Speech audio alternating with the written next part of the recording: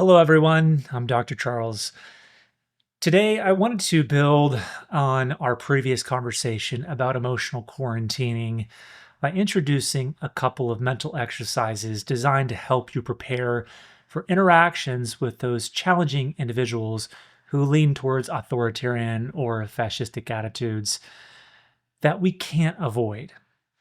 Whether they're coworkers, bosses, or even family members, I wanted to give you some exercises to serve as mental armor so that when you step into these potentially toxic environments, you're both prepared and protected.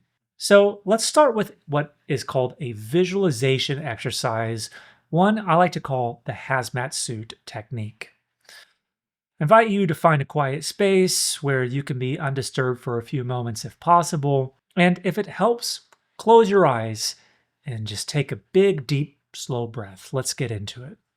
I want you to picture yourself standing at the threshold of a demanding environment. Imagine that before you take that step forward, you reach out for a specially designed hazmat suit, a suit not made of fabric or plastic, but made of your own inner strength and knowledge of what your self care needs are. And visualize the process.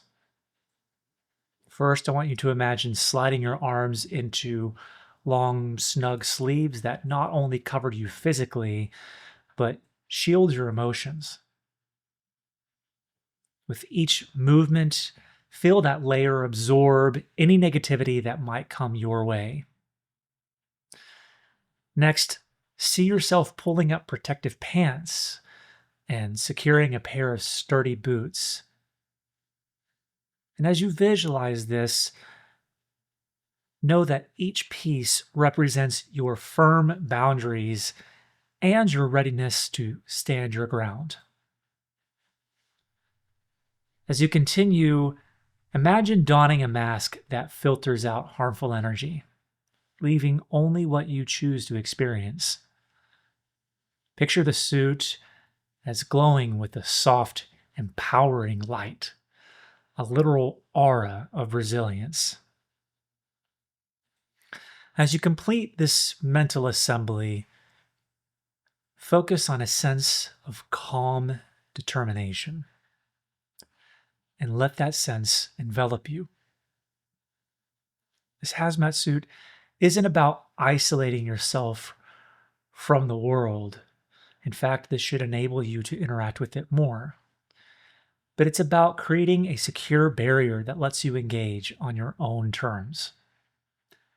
Even if you encounter a barrage of authoritarian rhetoric, aggressive behavior, demeaning words, you now have a mental shield to keep you safe, clear-headed, and in control.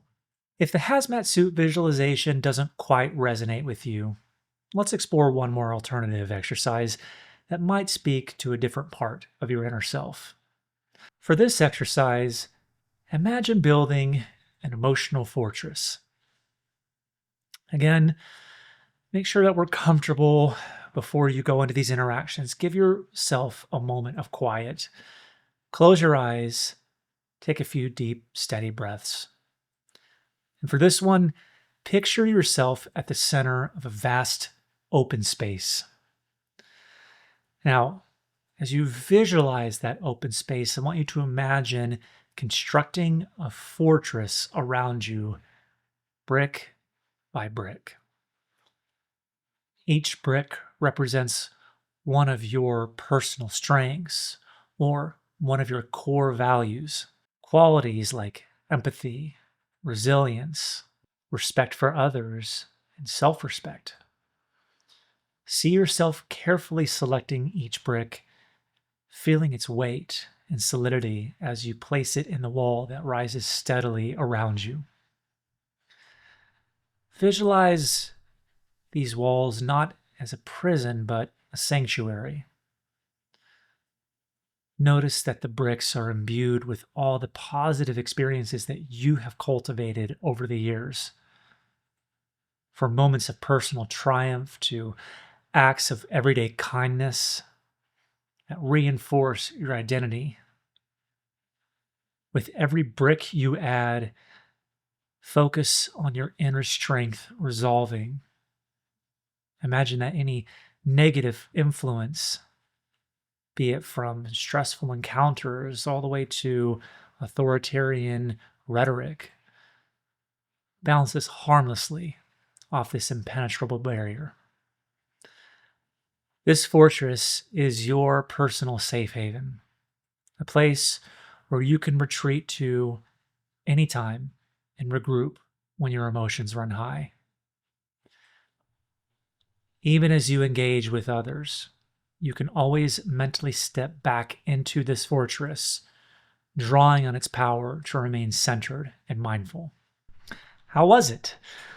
I want to point out that both of these exercises share a common goal to help you preemptively protect your emotional well being.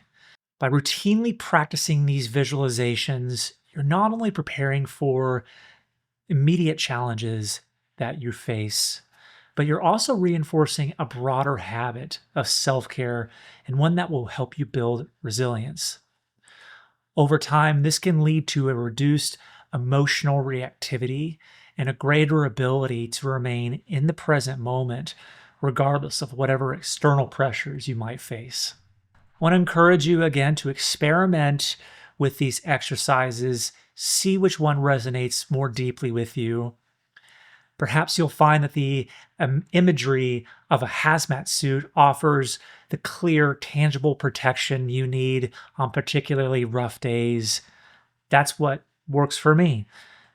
On the other hand, the idea of constructing an emotional fortress might provide you a more enduring sense of inner security. Whichever method you choose, remember that these mental practices are tools for empowerment that will allow you to take control of your emotional environment, even when external situations feel chaotic or overwhelming. As always, thank you for spending this time with me as we explore practical ways to quarantine our emotions.